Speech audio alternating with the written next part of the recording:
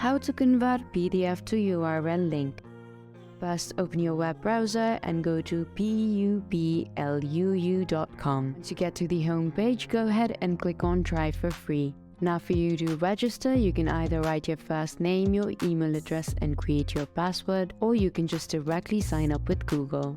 Now that you are logged in, go ahead and click on Upload your PDF. Now from all the files, you have to select the PDF file that you want to convert to a URL link.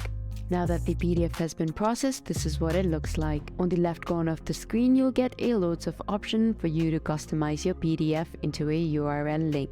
For the first one, you have a name and description. Just type in what you want to name it and you can give it a short description. From here you can select the background for your PDF, then you can add a logo. Now from the menu you can enable or disable any of the options that you want to. Coming down to security, you can set a password if you want to. From the preferences you get to customize your flipbook however you like it. Once this is all done, you again have to come back to the top. You'll be able to see the option of share. This is the URL link to your PDF file and you just have to click on copy link. You can choose to share it via QR code, an email address or even via your social media. I have copied the URL link to a new tab. So this is what your PDF file looks like in a URL link. Hope I was able to help you out. Thank you for watching.